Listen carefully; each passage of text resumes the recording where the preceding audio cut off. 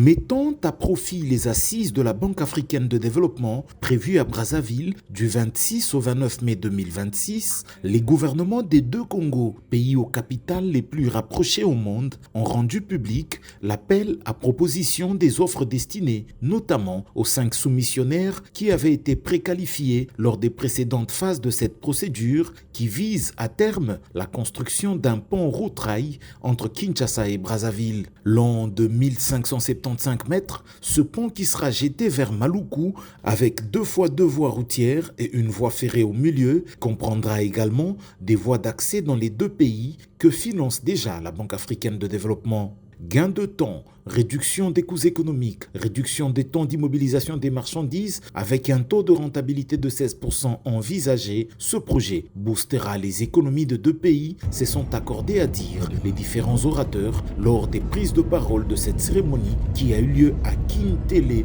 au Congo-Brazzaville. Pour le compte de la République démocratique du Congo, Jean-Pierre Bemba Gombo, vice-premier ministre, ministre des Transports et Voies de communication, est revenu sur les étapes franchies, notamment dans le cadre juridique, douanier et d'imposition, avec la signature il y a 2 semaines à Kinshasa d'un document cadre. Aujourd'hui, fort de ce cadre juridique, douanier et fiscal sécurisé et attractif, nous procédons conjointement au lancement officiel de l'avis d'appel à proposition AAP pour la sélection du concessionnaire stratégique privé pour le financement, la construction et l'exploitation du dit. Cet appel à manifestation d'intérêt marque le passage concret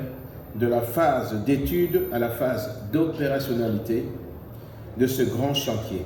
Avec l'appel à proposition des offres, la maturité atteinte par ce projet du pont route-rail Kinshasa-Brazzaville permet de l'envisager déjà en train de se réaliser sous peu. Il faut noter lors de cette cérémonie la présence remarquée de la communauté économique des États d'Afrique centrale à qui les deux pays ont confié la coordination du projet, la présence également d'Africa 50 qui est l'incubateur de ce projet ou encore la Banque africaine de développement qui promet de jouer un rôle catalyseur dans le captage du financement pour la réussite de ce projet. Moment clé de la cérémonie, la signature de l'appel à proposition des offres par les vice-premiers ministres Bemba de la RDC et Bouya de la République du Congo. C'était juste avant les paroles de conclusion sous forme de bénédiction du projet tenues par le commissaire à l'aménagement du territoire et au développement des infrastructures de la communauté économique des États d'Afrique centrale.